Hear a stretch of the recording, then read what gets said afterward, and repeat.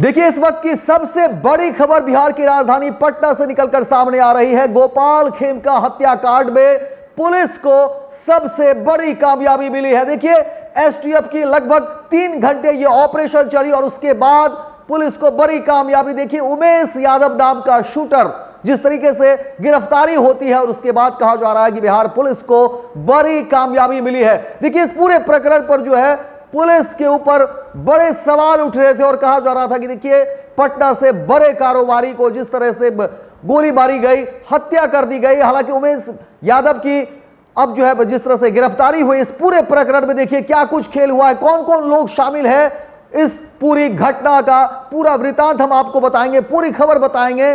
लेकिन आपको बता दें कि इस ऑपरेशन में 3 घंटे का वक्त लगा और लगातार जो है मॉनिटरिंग की जा रही थी, छापेमारी अलग अलग जगहों पर हुई और उसके बाद देखिए किस तरीके से उमेश यादव की गिरफ्तारी हुई है। आपको पूरी खबर बताते हैं कि आखिर उमेश यादव कहां छिपा हुआ था, किस अपार्टमेंट में उमेश यादव छिपा हुआ था। देखिए, जो घटना घटी उसके बाद कहा जा रहा है कि पुलिस की नाकेबंदी हो गई थी, पटना को चारों तरफ सील कर दिया गया था और जो शूटर था जो गोपाल खेमका की हत्या हुई थी वो कहीं दूर नहीं भाग पाया था, उसे भागने में परेशानी भी उस समय हो रही थी, इसीलिए कहा जा रहा है। और पहले से जो उसका नेटवर्क था, पहले से जो उसकी प्लानिंग थी, उसके मुताबिक कहा जा रहा है कि वो नीलगिरी अपार्टमेंट ठीक बगल में ही, नीलगिरी अपार्टमेंट में ही छिप कर बैठा हुआ था। और कई तरह के सवाल भी निकल रहे हैं कि आखिर उस नीलगिरी अपार्टमेंट में कहा जा रहा है कि कई बड़े बिजनेसमैन, कई बड़े कारोबारी भी उस नीलगिरी अपार्टमेंट में रह रहे हैं, उनका घर है। और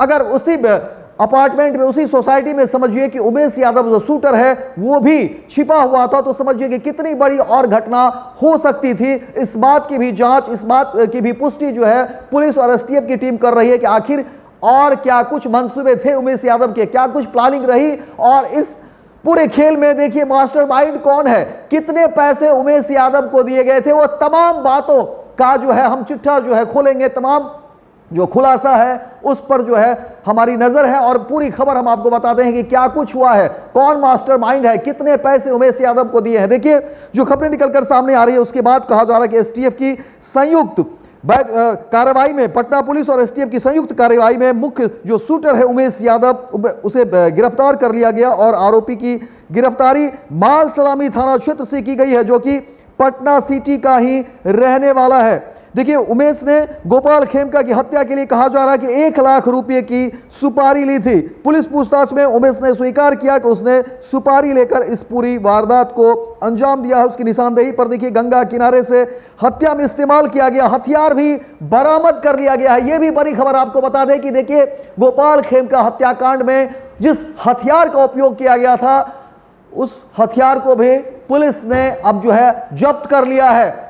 गंगा किनारे से जो है उस हथियार को जब्त कर लिया गया और यह पुलिस और एसटीएफ की संयुक्त कार्रवाई में बड़ी कामयाबी हाथ लगी है। देखिए, पुलिस को उमेश ने जब पूछताछ की और उस दौरान देखिए कई महत्वपूर्ण सुराग हाथ लगे हैं और कहा जा रहा है कि देखिए अब जो है कई और लोगों की गिरफ्तारी हो सकती है। इनपुट के आधार पर कोतवाली थाना क्षेत्र में उदयगिरी अपार्टमेंट के 601 नंबर फ्लैट में एसटीएफ और पटना पुलिस की संयुक्त टीम ने देर शाम छापेमारी की और वहां से गिरफ्तारी हुई है और अब जो है कई सारी चीजों को लेकर के छानबीन की जा रही है और कौन कौन लोग इस खेल में शामिल होंगे।